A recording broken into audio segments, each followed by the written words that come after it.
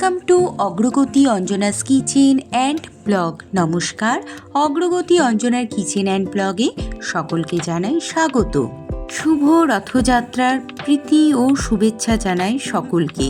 রথযাত্রা উপলক্ষে সকলেই জগন্নাথ দেবের ভোগের কিছু না কিছু আইটেম তৈরি করে ভিডিও আপলোড করেছে দেখতে পেলাম। তাই আমিও এই জগন্নাথ দেবের 56 ভোগের মধ্যে একটি ভোগ হচ্ছে ছানার জিলিপি। তো সেই রেসিপিটি আপনাদের সামনে নিয়ে চলে আসলাম। তাহলে চলুন দেখে নেওয়া যাক আমি কিভাবে তৈরি করেছিলাম ছানার জিলিপির রেসিপিটি। ছানার জিলিপি রেসিপিটি তৈরি করবার জন্য আমি এখানে 1.5 কিলো ফুল ফ্যাট ক্রিমযুক্ত লিকুইড মিল্ক নিয়েছিলাম। এবার লিকুইড মিল্কের প্যাকেটগুলো কেটে আমি একটি বড় পাত্রের মধ্যে ঢেলে গ্যাসের ওভেনে ফোটাবার জন্য বসিয়ে দিয়েছিলাম। দেখুন দুধটি কিন্তু ভালোভাবে ফুটে উঠেছে। এই পর্যায়ে আমি গ্যাসের ওভেনটিকে অফ করে দিয়েছিলাম। এবার এই ফোটানো দুধটির থেকে আমি ছানা তৈরি করে নেব। আর ছানা কাটাবার জন্য আমি এখানে ভিনিগার নিয়েছিলাম 2 ঢাকনি মতন। দুধটি যখন ফুটে উঠেছিল সেই পর্যায়ে আমি কিন্তু গ্যাসের ওভেনটিকে অফ করে দিয়েছিলাম। আর অপরদিকে আমি 2 ঢাকনি ভিনিগার নিয়েছিলাম, তাতে অল্প সামান্য একটু জল মিশিয়ে নিয়েছিলাম। এবার জল মিশিয়ে রাখা ভিনিগারটিকে আমি এই ফোটানো দুধের মধ্যে ঢেলে দিলাম এবং একটি চামচের সাহায্যে আস্তে আস্তে ফোটানো দুধের মধ্যে ভিনিগারটা যাতে ভালোভাবে মিশে যায় তার জন্য এই চামচ হাতাটিকে ভালো করে ঘুরিয়ে ঘুরিয়ে ছানাটাকে তৈরি করে নিয়েছিলাম। দেখুন কতটা সুন্দর ছানাটা তৈরি হয়ে গেছে।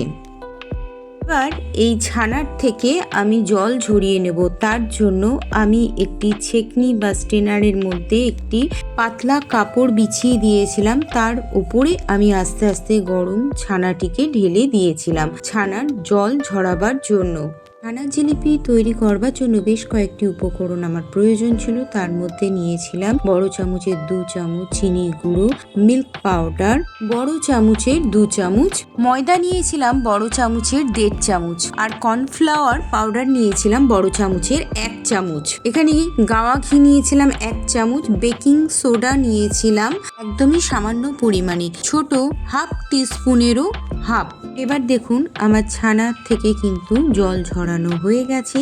এবার আমি একটি প্লেটের মধ্যে ছানাটাকে নিয়ে নিয়েছিলাম। দেখুন ছানার দলাটাকে হাত দিয়ে ভেঙে আমি ঝুড়ো ঝুড়ো করে নিয়েছিলাম। এরপর এক এক করে উপকরণগুলোকে ছানার সাথে মিশিয়ে নিয়েছিলাম।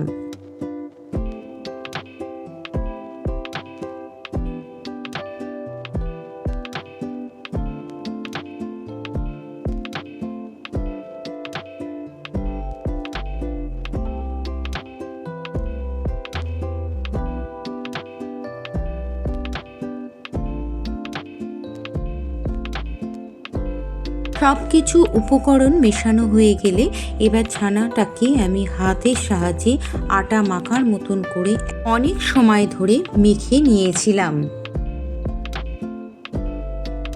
এখানে আমার একটি ভুল হয়ে গিয়েছিল। যখন আমি উপকরণগুলোকে ছানার সঙ্গে মেশাচ্ছিলাম সেই পর্যায়ে বেকিং সোডাটিকে আমি মেশাতে ভুলে গেছিলাম। তো যাই হোক, আমি মাখার সময় সামান্য পরিমাণে বেকিং সোডাটিকে মিশিয়ে নিলাম। এবার দেখুন ছানাটাকে আমি ভালো করে কিন্তু মেখে নিচ্ছিলাম এবং যথেষ্ট সময় ধরে এই ছানাটাকে কিন্তু মেখে একটি স্মুথ মণ্ড তৈরি করে নিতে হবে। যত ভালোভাবে ছানাটাকে মেখে স্মুথ মণ্ড বানানো যাবে ততই কিন্তু ছানা জিলিপিটিকে খেতেও ভালো হবে। দেখুন আমি কিভাবে ছানাটাকে একেবারে ডোলে ডোলে মেখে নিচ্ছিলাম।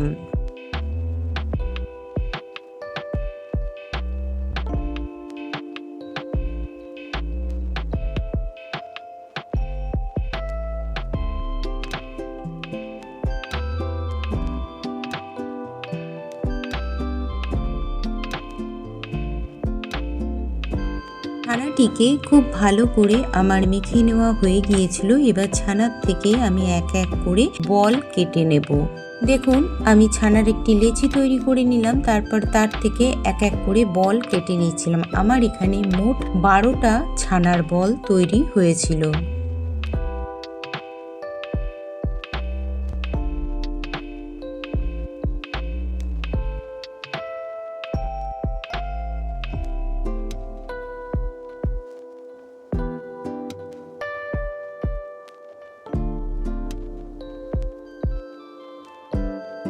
এবার এই বলগুলোর থেকে দেখুন আমি ছানার জিলিপি শেপগুলোকে তৈরি করে নেব। কিভাবে তৈরি করছিলাম এবার জিনিসটাকে ভালো করে লক্ষ্য করুন, তাহলেই বুঝতে পারবেন।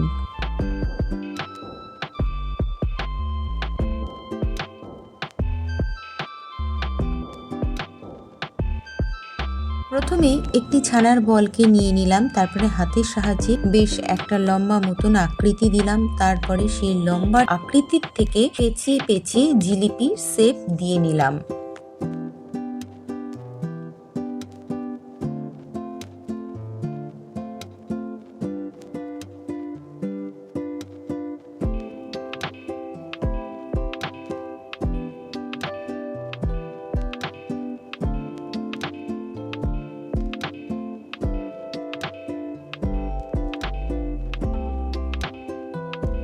দেখুন বেশ কয়েকটি জিলিপি শেপ আমি যেভাবে তৈরি করেছিলাম সেটা আপনাদের সঙ্গে শেয়ার করে নিচ্ছি, ভালো করে দেখে নিন।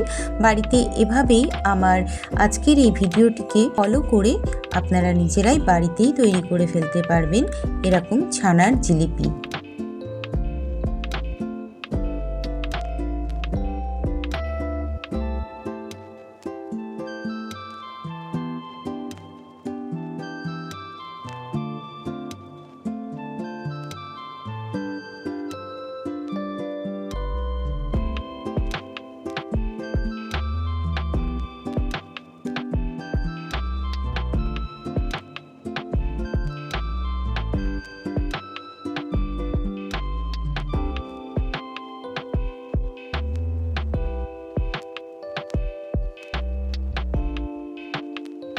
একটা কথা আপনাদের সঙ্গে শেয়ার করে নিই, আমি যখন এই ছানার জিলিপি রেসিপিটি তৈরি করছিলাম তখন কিন্তু রাত্রির 1টা বেজে গিয়েছিল।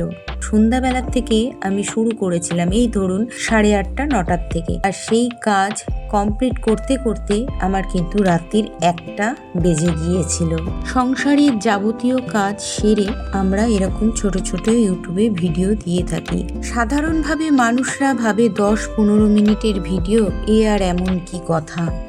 এই একটি ভিডিও তৈরি করতে ক্রিয়েটরদের কতটা পরিমাণে পরিশ্রম করতে হয় সেটা কিন্তু অনেকে জানেনও না এবং বোঝেনও না।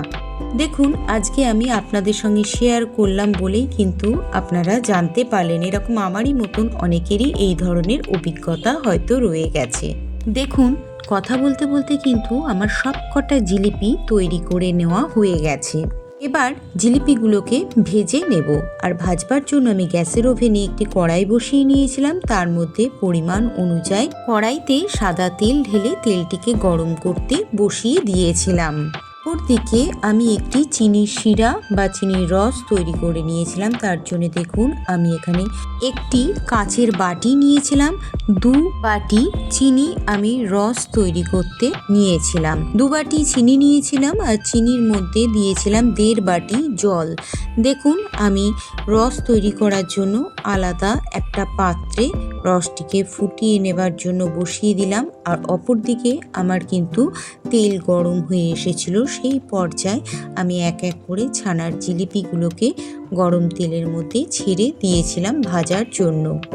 আর একটা কথা বলে নিই, যখন ছানার জিলিপিগুলোকে ভাজবেন, ভাজবার সময় কিন্তু গ্যাসের ওভেনটিকে একদম লো হিটে রেখে ভেজে নিতে হবে।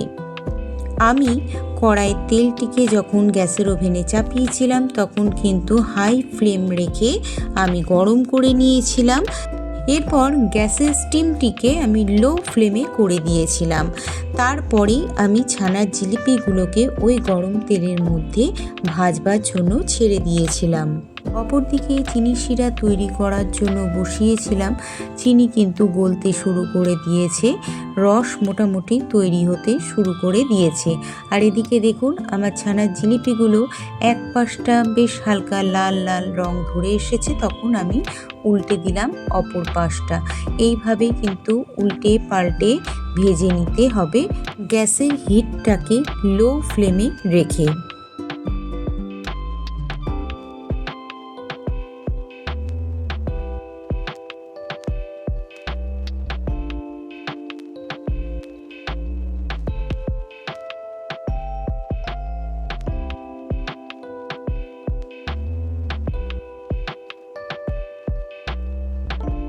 দেখুন কতটা সুন্দর কালার চলে এসছে, একেবারে হালকা ব্রাউন কালার ধরে এসছে। আমি একটু বেশি কালারটাকে আনার জন্য একটু কালচে ব্রাউনিশ মানে ডার্ক ব্রাউনিশ কালার করে ভেজে নিয়েছিলাম।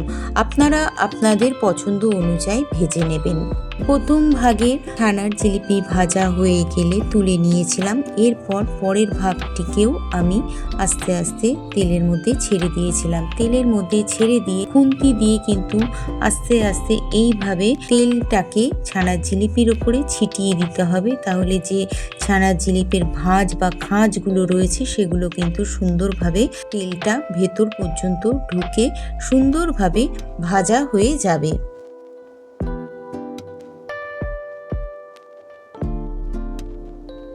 ছানার জিলিপিগুলো ভাজবার সময় অবশ্যই লো ফ্লেমে রেখে বেশ সময় ধরে ধৈর্য ধরে কিন্তু ভেজে নিতে হবে। উল্টোপাটা করে যদি হাই ফ্লেমে ভাজা হয় তাহলে ওপরের কোটটা আছে সেটা কিন্তু বেশি কড়া ভাজা হয়ে যাবে অথবা পুড়ে যাবে, আর ভেতরের অংশটা কিন্তু কাঁচা থেকে যাবে। দেখুন অপরদিকে কিন্তু চিনি শিরাটা একেবারে পারফেক্টভাবে তৈরি হয়ে গেছে।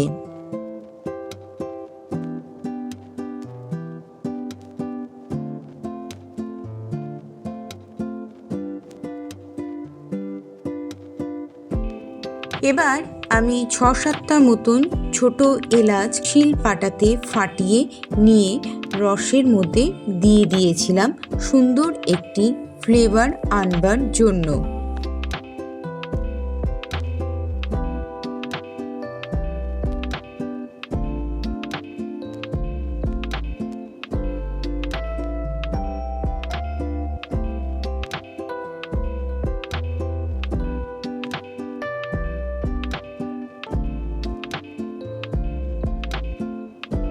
সমস্ত জিলিপিগুলোই কিন্তু আমার ভাজা প্রায় কমপ্লিট হয়ে গিয়েছিল।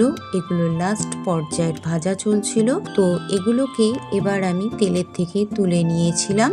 এরপর দেখুন সমস্ত কটা জিলিপি ভেজে নেবার পর ঠিক এরকম দেখতে হয়েছিল।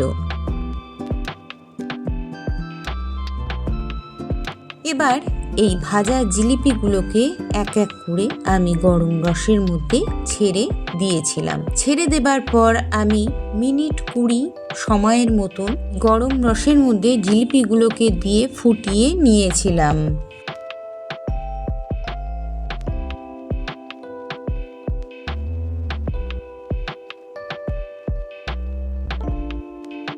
এই যে দেখুন আমি গরম রসের মধ্যে ভাজা জিলিপিগুলোকে সব এক এক করে ছেড়ে দিয়েছি। এবার আমি মিনিট ২০ সময় ধরে এই সমস্ত জিলিপিগুলোকে টকবক করে চিনি শিরার সাথে ফুটিয়ে নিয়েছিলাম।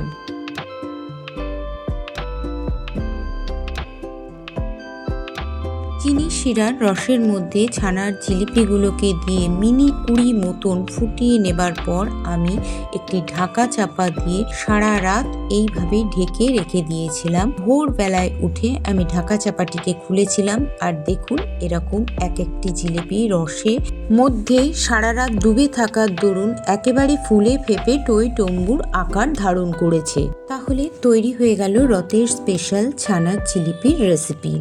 সত্যি কথা বলতে আমার শহর এবং শহরের বাইরে অনেক দোকানে ছানার জিলিপি খেয়ে দেখেছি, কিন্তু কোথাও যেন একটা স্বাদের ঘাটতি থেকে যায়। কিন্তু আমি যেভাবে তৈরি করেছিলাম সত্যি ছানার জিলিপিগুলো কিন্তু দোকানের স্বাদের চাইতেও অসাধারণ স্বাদের খেতে হয়েছিল।